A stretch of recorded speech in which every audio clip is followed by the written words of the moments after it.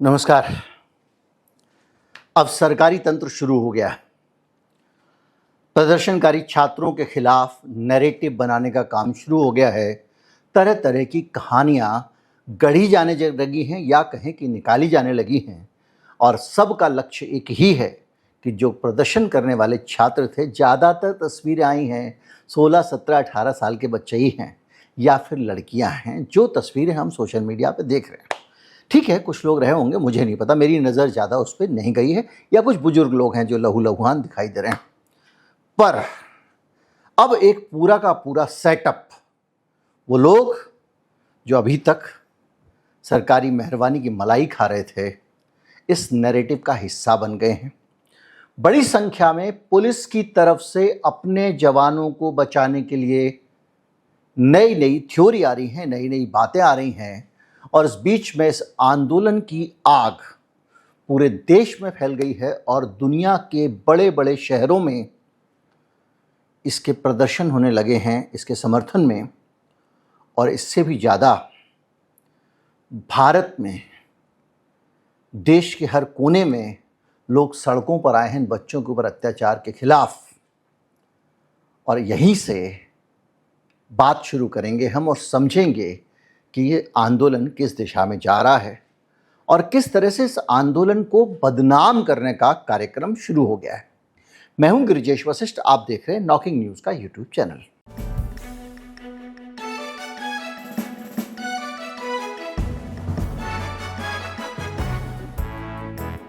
सबसे पहले अंतर्राष्ट्रीय प्रतिक्रिया, हो सकता है संयुक्त राष्ट्र की भी किसी समिति से कोई एक मांग उठे, कोई आवाज़ आए, क्योंकि कल जो दिल्ली में हुआ वो मानवाधिकारों का एक बड़ा उल्लंघन था। जिस तरह से मैंने आपको उदाहरण दिया था ब्राउन शर्ट्स का, और जिस तरह से नसीरुद्दीन साहब ने उदाहरण दिया, बहुत अच्छे से जोड़ा कि अमेरिका में आइस टीम कर रही है, सड़क पे चलते हुए नंबर प्लेट नहीं होती है, पहचान नहीं होती है, अपनी आइडेंटिटी छुपाए रहते हैं और किसी को भी मारपीट करके उठा के अमेरिका से बाहर भेज देते हैं और कई बार गोली मार देते हैं। उसका एक छोटा रूप यहाँ दिखाई दिया। कुछ तस्वीरें वायरल हुई हैं, मुझे उसकी पुष्टि इसलिए नहीं हो पा रही क्योंकि सरकार ने उसको माना नहीं है। प्रदर्शनकारी दावा कर रहे हैं, ऐसे में हम कैसे मान लें। लेकिन आप याद कीजिए, पैलेट गन जिसको जम्मू कश्मीर में भी इस्तेमाल करना रोक दिया गया था, क्योंकि एक गन होती है, इससे बहुत सारे छर्रे निकलते हैं और वो बिखर जाते हैं। और एक बच्चे की तस्वीर आई है जिसके चेहरे पर पैलेट गन के निशान हैं, और इस तस्वीर के साथ ये दावा किया जा रहा है कि वो यहाँ पर पुलिस ने पैलेट गन से उनको घायल किया है। अब ये मामला जब उठेगा आगे जाकर तब पता चलेगा क्या हुआ क्या नहीं हुआ। इस बीच में पूरी दुनिया में बड़ी संख्या में प्रदर्शन शुरू हो गए हैं। जो सूचना मेरे पास है, जो सूची मेरे पास है, उस सूची के हिसाब से अभी मैं ये भी बताऊंगा कि किस तरह से खेल हो रहा है। इस आंदोलन के खिलाफ भी काम करना शुरू कर दिया, पूरा सेटअप लग गया है। फिर बोलते हैं भाई लोग कि वहां पर जंतर मंतर पे गोदी मीडिया पे हमला हो गया, पत्रकारों पे हमला नहीं होना चाहिए। आप 365 दिन सरकार की मलाई खाओ, सरकार के झूठे एजेंडे को बेचो, खड़े होके कह रहे नहीं जो एंकर बोलते हैं उसके लिए रिपोर्टर को नहीं पीटना चाहिए। आप निकाल लो इनमें से ज़्यादातर रिपोर्टर्स की खबरें, कितनी खबरें न्यूट्रल हैं, कर ही नहीं सकते हैं। क्योंकि जब आप पूरे उस सेटअप का हिस्सा हो जो सरकारी नैरेटिव बेच रहा है, झूठ बेच रहा है, और फिर आप एक दिन ये कहने लगो कि हमको एक न्यूट्रल पत्रकार मार लिया जाए, और उस दिन भी जब आप रिपोर्टिंग करने आए हो आपको लौट के कोई न्यूट्रल काम करना ही नहीं है, तो निश्चित तौर पे छात्रों को, बच्चे हैं 18 साल, 19 साल, 20 साल के, उनको ये समझना मुश्किल होता है कि ये आदमी जो है वो पत्रकार है या ये पक्षकार है। बहरहाल जो खबरें हैं उसके हिसाब से जर्मनी में सीजेपी आंदोलन और नीट पेपर लीक और दिल्ली पुलिस के क्रैकडाउन के खिलाफ सोलिडरिटी प्रदर्शन हुए हैं। भारतीय दूतावास के पास जमा होकर प्ले कार्ड लेकर शिक्षा सुधार और छात्रों के दमन के खिलाफ प्रदर्शन किए गए हैं। इसके साथ साथ आयरलैंड के डबलिन में भारतीय समुदाय ने दूतावास और सार्वजनिक स्थानों पर छोटी छोटी रैली और गैदरिंग करके प्रदर्शन किए हैं। बात वही थी जो दिल्ली में इन्होंने किया है, और प्रदर्शनकारियों ने डबलिन में अपना कैंडल लाइट जुलूस भी निकाला, मोमबत्तियां लेकर।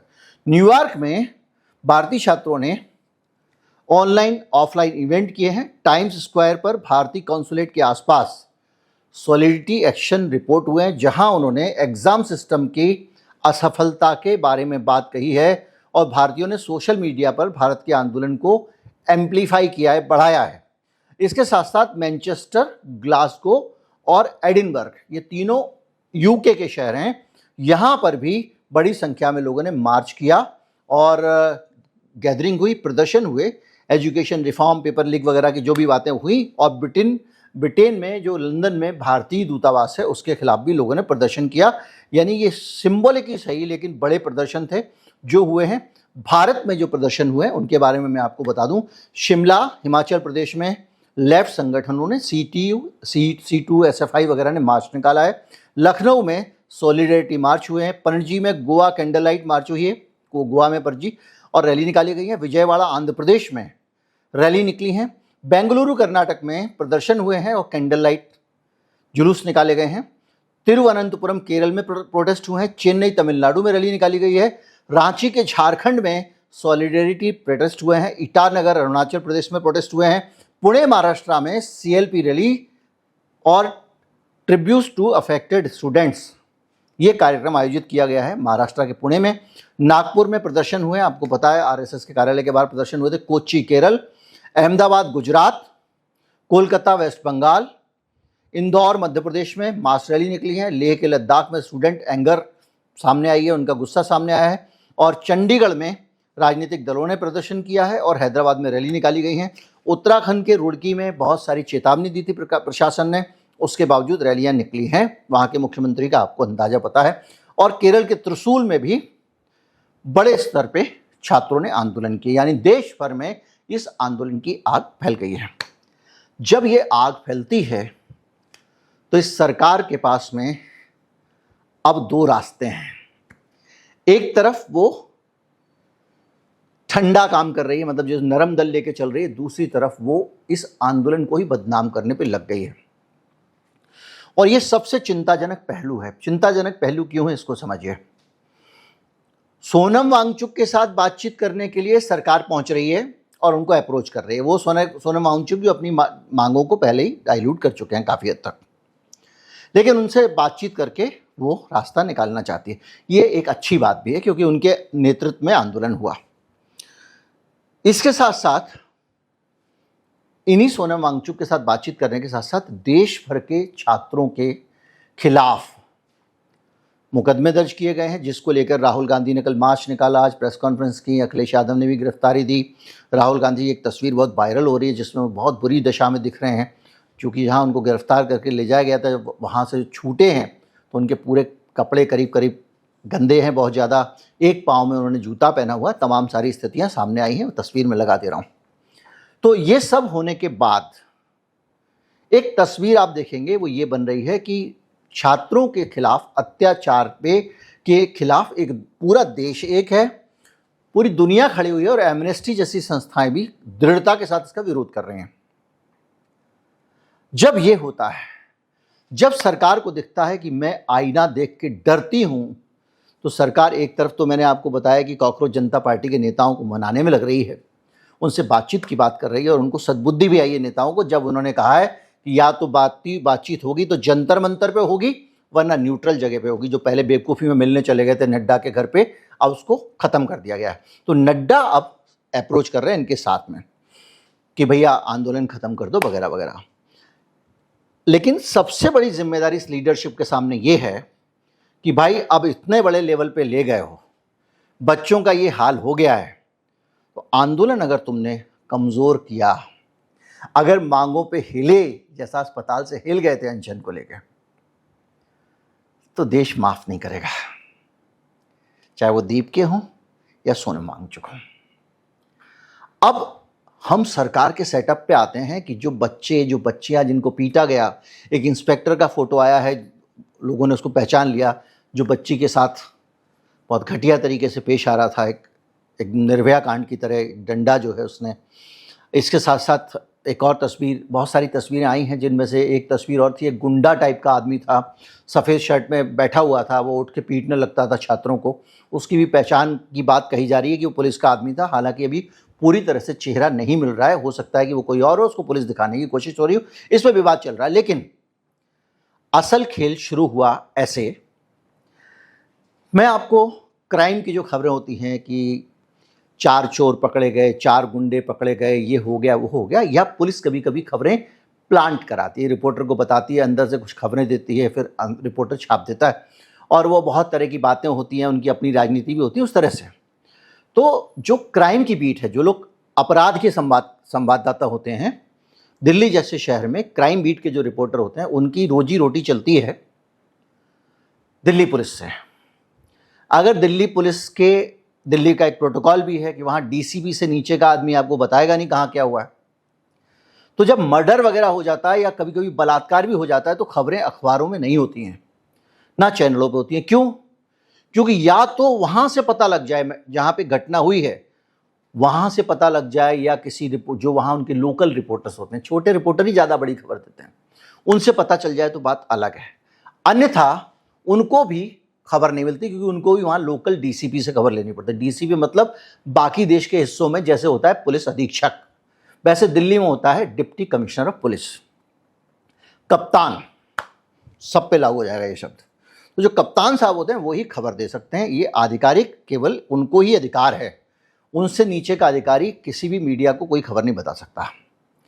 अब जो क्राइम रिपोर्टर होता है, उस क्राइम रिपोर्टर को अगर पुलिस ने कहीं पे, वो ये तो बताते ही नहीं है कि हत्या डकैती वगैरह कुछ हो गई, जब हो जाए बड़ा हो जाए तो पता अलग है। तो वो कब बताते हैं कि हमने ये बलात्कार के आरोपी पकड़ लिए, ये हमने 6 चोर पकड़े, जब चोरी हुई थी तब खबर नहीं बताते, चोर पकड़े। लेकिन जब चोर पकड़े की खबर होती है, उस खबर को किसको पहले मिली? अब चैनल ए के रिपोर्टर को खबर पहले मिल गई, उसने ब्रेकिंग न्यूज़ चला दी, और चैनल बी वाले को नहीं मिली तो उसके बॉस उसको डांटेंगे, उसके दफ्तर में उसके सीनियर उसको डांटेंगे, तुम क्या भांग खा के सोते रहते हो, उस चैनल पे खबर चल गई तुमको पता नहीं चला। तो इनडायरेक्ट तरीके से उन डीसीपी साहब की, या दिल्ली पुलिस का एक पीआर डिपार्टमेंट होता है, वो वहाँ पर एक एसआई प्रेस होता है, उन सब लोगों की तरफ से जो सूचना मिल रही हैं वही क्राइम रिपोर्टर को क्राइम रिपोर्टर रखती हैं। अगर वो सूचनाएं ना मिलें तो अखबारों में खबर मिस होगी और रिपोर्टर को डांट पड़ेगी। तो रिपोर्टर क्या करता है, इन अधिकारियों को सेट रखता है। तो कभी भी क्राइम बीट का रिपोर्टर 100 में से, आज के ज़माने की बात कर रहा हूँ, 100 में से 95 केसेस में कोई ख़राब खबर, कोई पुलिस के खिलाफ खबर नहीं छापता। अगर कुछ किया टेढ़ा मेढ़ा तो कल से खबर नहीं मिलेगी। ये अलग बात है कि पुलिस डिपार्टमेंट से कोई प्लांट करा दे, वो एक अलग बात है। तो क्या सीन बना? सीन ये बना कि ये रिपोर्टर सारे के सारे दिल्ली पुलिस पे डिपेंडेंट हैं। कल जो लाठीचार्ज हुआ, जिस तरह का तरीका अपनाया गया, नया पुलिस कमिश्नर आया, उसने नए तरीके से पूरा सिस्टम बनाया, और किस तरह से मारपीट हुई लड़कियों के साथ में, बच्चों के साथ में, जो कुछ हुआ सारी तस्वीरें आई हैं, 50 तस्वीरें आई हैं, उनको बार बार नहीं दोहराना चाहूँगा। सिविलियन लोग, नेम प्लेट हटा के पुलिस वाले मारपीट कर रहे हैं, जिसका नसरुद्दीन शाह ने जिक्र किया कि आइस थीम की तरह। आपने नहीं सुना हो तो सुनवा देता हूँ। नसरुद्दीन शाह का बयान बेहद हृदय विदारक है। आदाब, नमस्कार। मैं नसीरुद्दीन शाह 2 बातें अर्ज करना चाहता हूं आप सबसे। पहली बात तो ये कि अगर एक जाहिल इस मुल्क की रहनुमाई करे तो उसका दिल यही चाहेगा कि पूरा मुल्क उसी की तरह जाहिल, ना समझ, ना काबिल और बेरहम बने।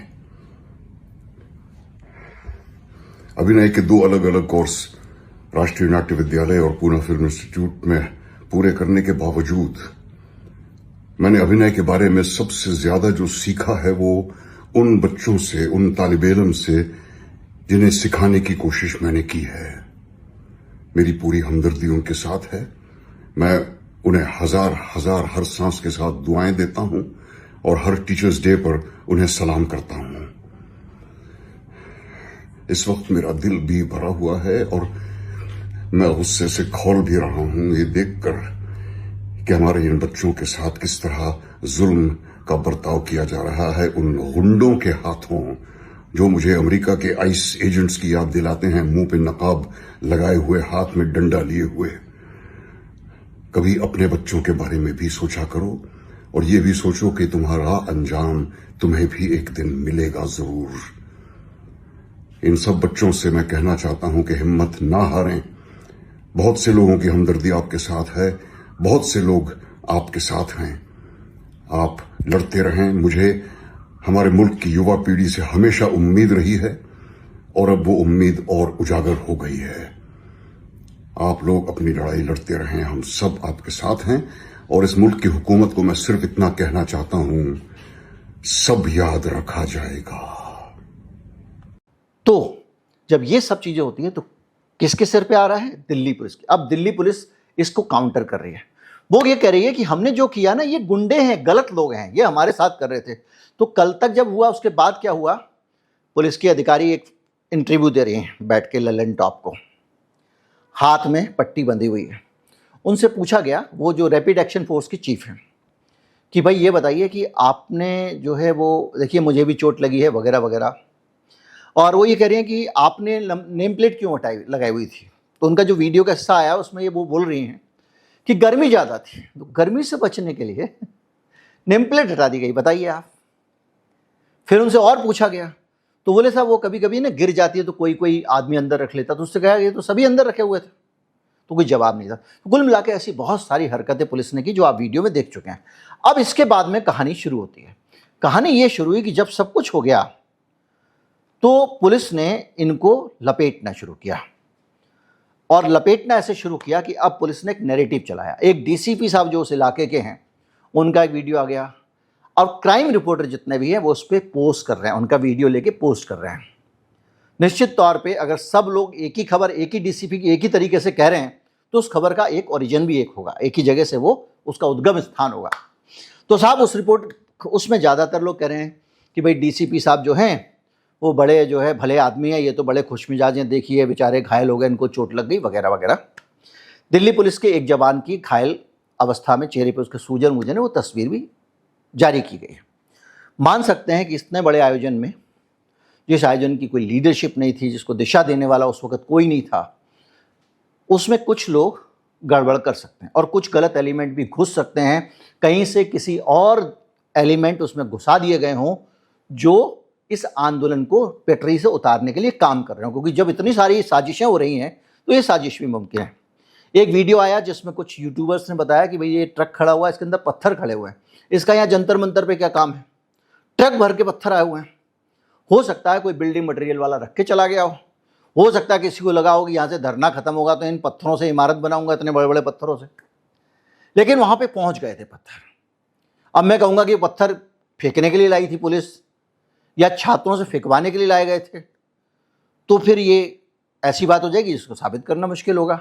लेकिन वहाँ पत्थर लोगों ने दिखाए और बाद में जांच में पता चला कि वो जो पत्थर वाली गाड़ी का नंबर था फेक नंबर था। जब इस लेवल की साजिशें हो रही हैं, कोई बड़ी बात नहीं कि एक पुलिस वाले पे कुछ लोगों ने हमला किया हो, कुछ गलत उसमें घुसा दिए गए हों, लेकिन जिस लेवल का बच्चों के साथ अत्याचार हुआ है उसके मुकाबले ये कुछ भी नहीं है। तो अब मैं बताता हूं कि क्या क्या चीज़ें आ रही हैं। मीडिया खबर छाप रहा है हिंसक प्रदर्शन, जंतर मंतर के नज़दीक पत्थरबाजी हुई है और कई पुलिसकर्मी घायल हुए हैं। ये हेडलाइन है आज तक जैसे चैनल की। इसके अलावा एक खबर नवभारत टाइम्स छापता है, उसको एक पूर्व रॉ का एजेंट है। अब एक आदमी रॉ का एजेंट, वो भी पूर्व। एक छोटी बेसिक कॉमन सेंस की बात होती है कि जब तू रॉ के नौकरी नहीं कर रहा है और जानकारियां नहीं दे रहा है, तुझे पता कैसे? दूसरा रॉ का एजेंट एक अत्यंत गुप्त व्यक्ति होता है जो रिटायर होने के बाद भी किसी को नहीं बता सकता कि मैं रॉ में काम करता था। क्यों? क्योंकि वो बहुत सारे मिशन से अपनी जॉब के दौरान इन्वॉल्व रहा होता है और गोपनीयता की शपथ तो उसने भी ली है। अगर वो अपने सर्विस टाइम की बातें बता देगा या फिर ये पता चल जाए कि ये वो आदमी है, तो उसकी जान को खतरा हो सकता है और उसको किडनैप करके लोग बहुत कुछ निकलवा सकते हैं। तो रॉ का एजेंट एक तो अपनी आइडेंटिटी रिवील नहीं करता, कभी नहीं करता। आप कोई बता दीजिए मुझे कोई मिला हो तो। इसके अलावा वो एक रॉ एजेंट नवभारत टाइम्स के संवाददाता को लिख रहा है कि वहां पर जो कॉकरोच जनता पार्टी की लीडरशिप है उसने एक साजिश रची थी। क्या साजिश? कि 10-15 छात्रों को मार दो। मतलब ये जो अवजीत दिपके, सोनम वांगचुक जो गिरफ्तारी देने नहीं जा पा रहे हैं बस में, ये 10-15 छात्रों को मारने की ये कॉन्स्पिरेसी रखे हुए थे। इसके अलावा अलग अलग जगहों से खबरें आ रही हैं और उसमें एक खबर ये भी है कि इसके पीछे पाकिस्तान का हाथ है। नई दुनिया लिखता है, नई दुनिया काफ़ी प्रतिष्ठित अखबार रहा है लेकिन दैनिक जागरण ने उसको खरीद लिया है।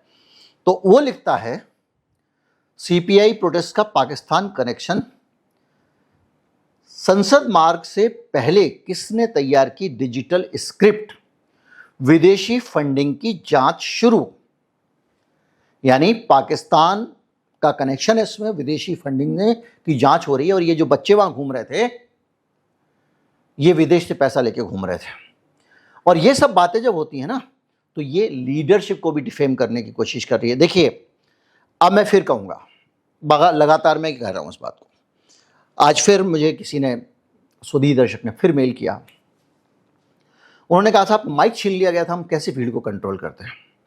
बात लॉजिकल है लेकिन सिर्फ माइक तक उस दिन तक नौबत नहीं आनी चाहिए थी। लेकिन जो भी है, ये जितने भी लोग कमज़ोर हो सकते हैं, अनाड़ी हो सकते हैं, हालांकि उनके अनाड़ी होने को माफ़ नहीं किया जा सकता क्योंकि उन्होंने बड़ा बीड़ा उठा लिया था और उसके कारण ये स्थितियां हुई हैं। लेकिन उनके इंटेंट खराब है ये मैं नहीं मानता। वो विदेशी साजिश में शामिल थे ये मैं नहीं मानता।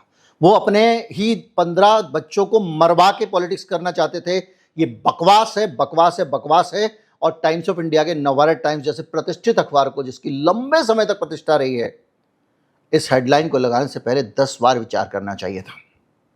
नई दुनिया की प्रतिष्ठा को धूमिल करने वाली ये जांच है जब वो कह रही है कि ये पाकिस्तान का फंडिंग थी और उसका पूरी जांच हो रही है। कुल मिला के एक पूरी की पूरी सिस्टम, पूरा का पूरा सेटअप छोड़ दिया गया है। मीडिया हाउसेज अलग अलग जगहों पे लगे हुए हैं, खबरें की जा रही हैं, स्टोरी की जा रही हैं। सारे क्राइम रिपोर्टर्स को ये करना पड़ रहा है, वो चाहे सहमत हो या नहीं हो, क्योंकि वो नहीं करेंगे तो उनको क्राइम की खबर नहीं मिलेगी। तो 118 पुलिस वाले घायल हुए, ये आंकड़ा निकाला गया है और बुरी तरह से पुलिस पे कहर बरपाया इन बच्चों ने।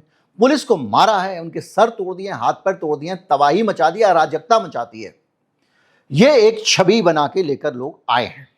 इसके साथ साथ सोशल मीडिया पे तमाम तरह की बातें, साजिश, अराजकता फैलाने की साजिश, देश को अस्थिर करने की साजिश, इस तरह के नैरेटिव लेके लोग आए हैं। मतलब देखो, एक दिन उनको संभलने में लगा, फिर बैठ के कुछ लोगों ने दिमाग लगाया होगा आईटी सेल में, फिर कहा होगा ये मसले उठा सकते हैं, फिर वहाँ से वो चीज़ें आईं और आके वो चीज़ें फैल गई हैं। और इसके साथ एक बड़ी बात आपके सामने आई है, एक न्यूज़ बाइट्स है, वो कह रहे हैं कि ब्लूटूथ से अराजकता फैलाई गई है।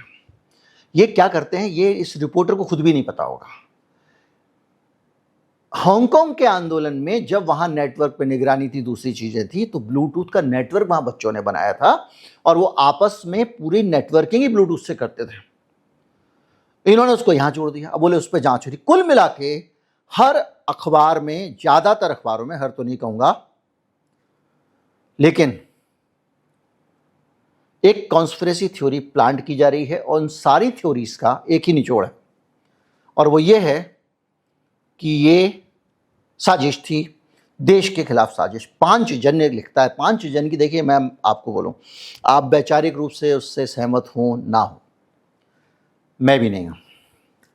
वो आरएसएस का मुखपत्र है, वो जो लिखेगा वो लिखेगा जो आरएसएस जानती है, चाहती है, कहती है। पर 5 जन का भी अपना स्टैंडर्ड, जो एक वैचारिक पत्र किसी एक विचारधारा का होता है उल्टा सीधा, जैसे कम्युनिस्ट पार्टी का भी है, सबके हैं, वो जो है वो अपनी विचारधारा की बात करता है। लेकिन झूठी खबरें फैलाने का काम करना 5 जन की प्रतिष्ठा के विपरीत है भाई। और ये लिख रहा है सीजेपी संसद चलो प्रदर्शन में हिंसा की साजिश, लीक व्हाट्सएप चैट में बड़ा खुलासा। अब एक व्हाट्सएप चैट लीक हो गई, उसमें खुलासा है। कुल मिला के ये पूरी जो कहानी है, इस कहानी में एक चीज़ दिख रही है कि इसको एक साजिश बताया जा रहा है और साजिश को बता के ये भाई लोग अब ये जो लीडरशिप है इसको लपेटने के चक्कर में है। पहले ही ये लोग बहुत साहसी नहीं थे, आप देख रहे हो, अब इनको ये दबाव में लेंगे, इनको डराएंगे। अब ये खबरें पढ़ के इनको भी टेंशन हो रही होगी। अभी इसमें जो कमज़ोर कड़ी होगी, एक दो लोग, उनको प्रेशर में लिया जाएगा। जो बच्चों को पकड़ के रखा हुआ है उनके खिलाफ उल्टी सीधी धारा लगाई जाएंगी। इसीलिए राहुल गांधी कूद पड़े कि भाई इनको, बच्चों को आप छोड़ो, इनके खिलाफ मुकदमे हटाओ। लेकिन जो जांच होनी चाहिए हिंसा की, मैं नहीं कह रहा हूं कि पुलिस वालों ने जिन्होंने किया उनके खिलाफ जांच हो, लेकिन ये जांच तो होनी चाहिए कि जो कंडक्ट उन्होंने अपनी ड्यूटी से आगे जाके किया, जो उनकी ड्यूटी में इनको बोला गया था डंडा मारो तो डंडा मारेगा बेचारा, उसकी भी रोजी रोटी है, जैसे पत्रकार की रोजी रोटी है, नौकरी करनी है। भाई मैं एनडीटीवी में काम करता हूँ या कहीं एबीपी न्यूज़ में काम करता हूँ या जहाँ पे भी काम करता हूँ, अब मुझे उस काम पे भेजा गया है, कहा गया है स्टोरी करना, तो वो रिपोर्टर करेगा। ये अलग बात है कि 365 दिन तू मलाई खा रहा है, तो ऐसी ही नफरती खबरें करने के कारण चैनल पे छाया रहता है पूरे समय। अब आज जाके तू फंस गया, लेकिन फिर भी वो नौकरी कर रहा है ना। तो जो पुलिस वाला है वो भी नौकरी कर रहा है, वो तो कर्तव्य के तौर पे नौकरी कर रहा है, सहमत हो या ना हो। और इसीलिए आज कुछ बच्चे पुलिस वालों को गुलाब के फूल लाए थे। एक बच्ची थी प्यारी सी, सर ले लो प्लीज़, सर ले लो, जिन पुलिस वालों ने कल पीटा था, बांट रहे थे। काफ़ी भावुक पल था वो। तो जो भी सिचुएशन है, अब हालत ये हो गई है कि ये जो कॉकरोच जनता पार्टी की लीडरशिप है, जिस लीडरशिप की मैंने भी आलोचना की, हम लगातार आलोचना करते रहे कि आपने समझा नहीं कि किस तरह से इससे नुकसान हो सकता था, लेकिन वो एक मिस जजमेंट हो सकता है, मिस कैलकुलेशन हो सकता है। लेकिन उनको अगर साजिश हो रही है फंसाने की, उनके खिलाफ हिंसा के मुकदमे, हिंसा को बढ़ाने की साजिश हो रही है, साथ की साथ सरकार, जेपी नड्डा मिल रहे हैं और वो उनके साथ बातचीत का प्रस्ताव रख रहे हैं, तो अच्छी अच्छी बातें भी ठंडी तरह से समझा दी जाती हैं। हमने बहुत सारे मौक़ों पे देखा, पहलवान के आंदोलनों में भी जब पहलवान लोग बैठे थे जंतर मंतर पे, उस बीच में देखा कुछ लोगों को थोड़ा सा बदलते हुए, क्योंकि वो अमित शाह से बातचीत करने गए थे। ऐसी बहुत सारी चीज़ें हो सकती हैं, पर जो लड़ेगा वो ही लीड करेगा, नहीं लड़ेगा बाहर हो जाएगा। पर सिचुएशन जो दिख रही है वो ये दिख रही है कि सरकार अब अपनी, ये जो आई है ना, ये कुछ भी नहीं है, इससे भी ज़्यादा असली वाली पे आने वाली है। और आप भारत में दमन की एक नई कहानी देखने वाले हैं। जो मुझे इस चीज़ से दिख रही है, पूरा का पूरा इकोसिस्टम, आईटी सेल से लेके, उनके समर्थक पत्रकारों से लेके, क्राइम के रिपोर्टरों से लेके, दिल्ली पुलिस से लेके, अब इस पर उतारू हो गई है कि जिन बच्चों को पीटा गया वही सबसे बड़े विलेन थे। और जाहिर बात है, इसको रोकना है तो इस जागरूकता को आगे बढ़ाना पड़ेगा।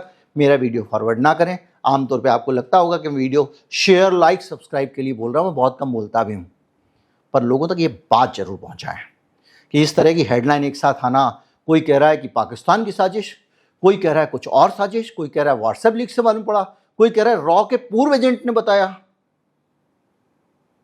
किसी को कोई डीसीपी ब्रीफ कर दे रहा है। आप ज़्यादातर देख लीजिए, जो पुलिस वालों के पिटने वाले जितने भी वीडियो हैं, क्राइम बीट वालों ने ज़्यादा डाले, आप देख लीजिएगा। तो ऐसे में अब इनको साथ की ज़रूरत है, और ये विपक्ष को जो दूर रख के चल रहे थे, उसकी जगह विपक्ष के साथ जुड़ जाएं, और विपक्ष को भी इनको सरपरस्ती देनी चाहिए, इनसे ही आंदोलन लीड कराना चाहिए, सिखाना चाहिए। वोट कभी बाद में मिल जाएंगे, पर ये मजबूती चाहिए, और धर्मेंद्र प्रधान के इस्तीफे से आगे जाके सोचना चाहिए। इस देश में माफ़ी मांगने, धर्मेंद्र प्रधान के इस्तीफे जैसी मांगें जो राहुल गांधी कर रहे हैं, उन मांगों से ज़्यादा वो मांगें उनकी महत्वपूर्ण हैं जिसमें पूरा सिस्टम बदलने की बात है। इस पूरे सिस्टम को उखाड़ के फेंक दो, एक देश परीक्षा वाला होगा मोदी जी का सपना। बहुत सारे सपने होते हैं, बहुत सारे हम एक्सपेरिमेंट करते हैं, लेकिन हम उससे पीछे हटते हैं। एक दिन आपने बहुत अच्छा हलवा बनाया, उसके अंदर आपने इलायची डाली, दूसरे दिन आपको लगा यार इलायची में मज़ा नहीं आया, तो आप हटाते हैं। तो मोदी जी को भी ये करना चाहिए। बहरहाल एक चीज़ मैं जाते जाते कहना चाहूँगा इस पूरे आंदोलन के संदर्भ में, भाई निवेदन है सबसे, ये मेरे विचार हैं जो मैं कहना चाहता हूँ। भारत सबसे युवा देश है। आज अगर युवाओं को मजबूत नहीं बनाओगे, इनके लिए रोजगार के अवसर नहीं लाओगे, इनके लिए शिक्षा के अवसर नहीं लाओगे, ये ड्रामेबाजी मत करो। 10 लोग हैं, 1000 बच्चे आ गए उसके एग्ज़ाम देने, बाकी को तो एजुकेशन नहीं मिल रही है ना भाई। अगर मान लें फेयर भी मिला तो भी 10 को मिलेगी, बेईमानी से मिला तब भी 10 को मिलेगी। तो अगर इस पीढ़ी को तैयार नहीं करोगे, इसके स्किल डेवलपमेंट पे काम नहीं करोगे, इसको बेहतर नहीं बनाओगे, देश को अपने कंधों पर आगे ले जाने योग्य नहीं बनाओगे, तो ये पीढ़ी 30 साल बाद, ये देश जो आज सबसे युवा देश है, 30 साल बाद ये बुढ़ा देश होने वाला है, 40 साल बाद। और उस बुढ़े देश को संभालने के लिए हमारे पास में कुछ भी नहीं है। हमने सोशल सिक्योरिटी भी ख़त्म कर दिए हैं, पेंशनें भी ख़त्म कर दी हैं, हमने सारे सोशल सिक्योरिटी के काम ख़त्म कर दिए हैं, नौकरियों को कच्चा कर दिया है। एक न्यूज़ चैनल है हमारे देश का, उससे पता चौथे पाँचवें दिन किसी भी दिन रोज़ ये हो रहा है, बुलाते हैं आप फला जगह आ जाओ, वहीं से बाहर जाओ, 2 आदमी एस्कॉर्ट करते हुए गार्ड ले जा रहे हैं, पत्रकारों के साथ ही हो रहा है। तो ये पूरी की पूरी जो सिचुएशन है, इसमें किसी की सिक्योरिटी नहीं है। अभी तो ये काम करने लायक हैं, तब इनका ये हाल है। जब बुढ़ापा आएगा, नौजवानों के पास कुछ ऑप्शन नहीं होंगे, तो ये देश कैसे चलेगा? ये कमज़ोर देश बन जाएगा। इसलिए युवाओं को ज़्यादा से ज़्यादा रोज़गार के अवसर, ज़्यादा से ज़्यादा शिक्षा के अवसर बहुत ज़रूरी है देना। जिस देश में मंत्रियों को अपने बच्चों को पढ़ने के लिए बाहर भेजना पड़े, मैं ये नहीं कह रहा हूँ उन्होंने शौकिया भेजा है, उस देश में समझना चाहिए कि शिक्षा में कहाँ कसर है। नमस्कार, जय हिंद।